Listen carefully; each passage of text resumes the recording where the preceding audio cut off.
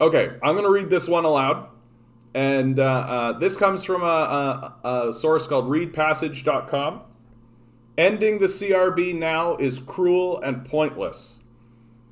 Cutting off welfare benefits will do nothing other than shove people already living on a knife's edge into financial ruin. This is written by Taylor Skolin, October 22nd.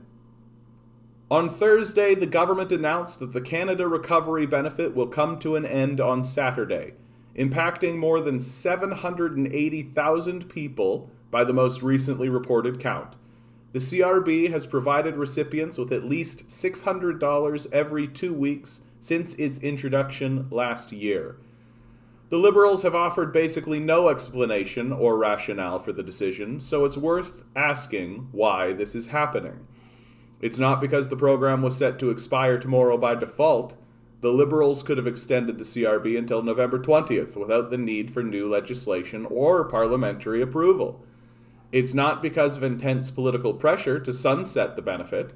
An Angus Reid poll published this week found 59% of Canadians want existing benefits to remain in place until at least the end of the year.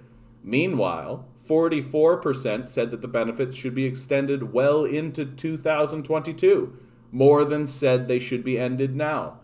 Even the Conservative opposition wasn't asking for this, though no doubt they're pleasantly surprised. They demanded only that the benefit be allowed to expire on November 20th, and the Liberals could have passed an extension with the NDP support if they had wanted to anyway. It's not because, as some have argued, ended the CRB will push people back into the workplace. We know this because this summer the United States undertook an almost perfect experiment by canceling their comparable benefit, pandemic unemployment insurance benefits, in half the country. The result? Jobs grew twice as fast in states that kept their UI benefits compared to those that ended them.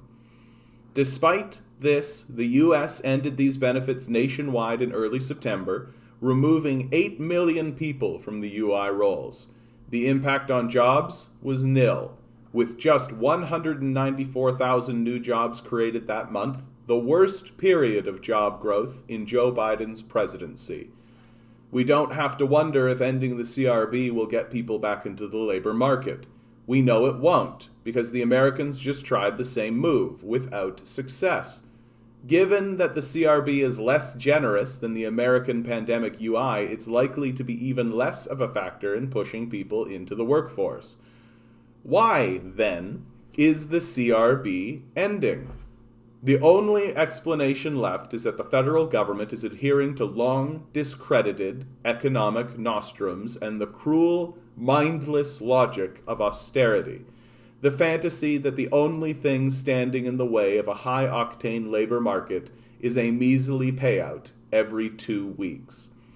Not only is this obvious nonsense, it's also magical thinking that lets the government dodge the more difficult work of crafting real economic policy, a topic in which they've shown precious little interest during their 6 years in power.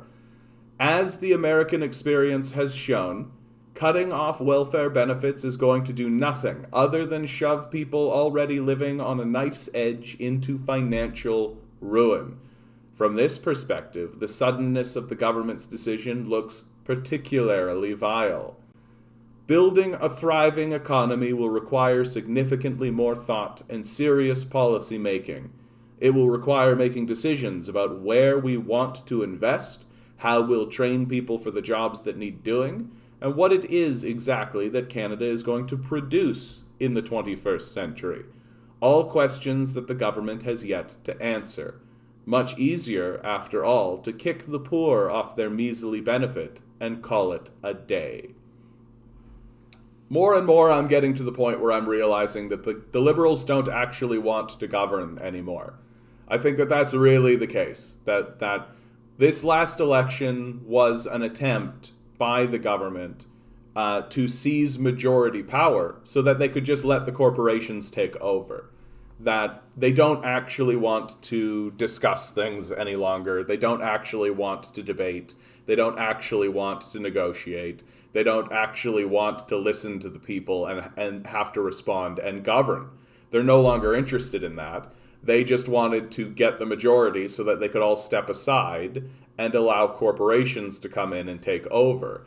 And this is beginning to this is beginning to manifest itself in lots of questions. People are beginning to ask themselves, why is it that the liberals are not getting back to work? Why is it that they are holding off? You've even got liberal MPs asking very cleanly, why is it the case that we're not getting back to this? Why are we not getting back to work? Why are we pushing this out and pushing this out? And the only response I can come up with is it's because the liberals are no longer interested in governing. That they genuinely, they simply were mouthpieces for corporate power in the first place. Things like the carbon tax are a straight out fossil fuel policy given to Trudeau to read out loud from a cue card so that people, so it would placate the people. It's your classic liberal throw crumbs and things like this. And the liberals are just genuinely no longer interested in playing this game of actually helping people who need help. They want to defer to their corporate power structure, and they want corporate power to take over because in many ways corporate power already has. That even the liberals are getting exhausted maintaining the illusion, right? Because the liberals aren't really liberals. They're conservatives, pretty obviously now. Hey there, if you've made it to this point, please like, share, subscribe. I have a live stream 6 to 9 p.m. Eastern Standard Time every weekday. Come on in, say hello, talk to me. Let's have a cry together. Let's complain about capitalism with me. Maybe you've got built up anxiety or stress and hey, have you noticed the whole thing's falling apart? Do you have anybody to talk to about it? You can come talk to me about it. Or you can ask me to play some music. I got a guitar back here. I make some songs. I play some songs. Come on in. Spend a little bit of time. Cry a little bit, okay? Good luck. We're going to need it.